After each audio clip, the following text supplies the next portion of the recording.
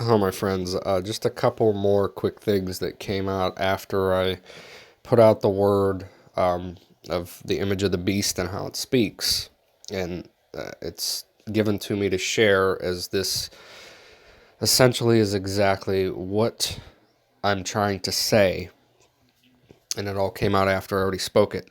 You have a guy that used to be a senator, Senator Jeff Flake. Now he left the Senate. He was always against everything to do with the law. He was always essentially a Democrat the same way that all the rest of them were. And there's this Republican party that also looks at themselves as superior, and they've joined them and all these other things. But it's what he says that's important, because it's not him that's saying it. It's the image of the beast that's saying it. He says Trump is on trial, so are you, when he's speaking to the Senate. Now, this is a child of God speaking to everyone who is listening. What he is saying is true. Everybody is indeed on trial by God. Everybody is on trial by God. The whole entire world, when the Spirit is poured out before the judgment comes, every single person is judged. So what he's saying is true. The whole world, every one of us are on trial.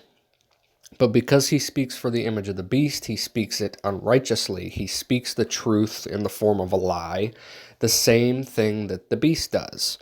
So he's saying that we're all on trial, which is correct, but he's saying it as though he is better than that. He's saying it as though he has authority over that trial. He's saying it as though if the world would just listen to him, it would be a better place. That is his intentions whenever he speaks like this, which are lies, just like his father, the devil, speaks lies. So whenever he says that the whole world is on trial, we are, but his meaning for it, he gives it a different meaning. He turns the truth into a lie, exactly the same as the devil does. And now we see Pope Francis speak something. This is another part of the whole system. He's all part of the image of the beast.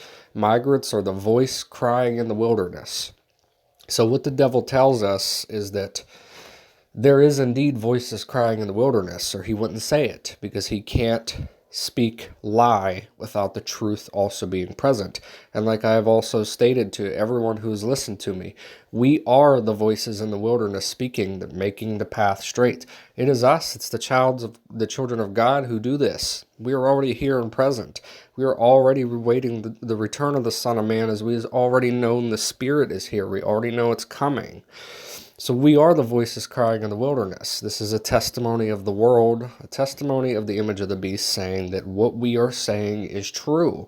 There are voices crying in the wilderness. But the Pope, who is an image of the beast, has turned that truth into a lie. And he has called that lie the migrants, the ones who are the voices calling in the wilderness, when it has nothing to do with any of that. God is lawful and always desired countries to be separate from each other. In this world, globalization turns into what you have it today. You have all levels of unrighteousness and wickedness that the people do because they all can speak the same language, the same as the Tower of Babel. It's only when the whole world is brought together and tries to call themselves one that all of humanity's flaws come out into the open and the wickedness increases. So there are voices crying in the wilderness, but it doesn't have anything to do with what Pope Francis is saying they are. God bless.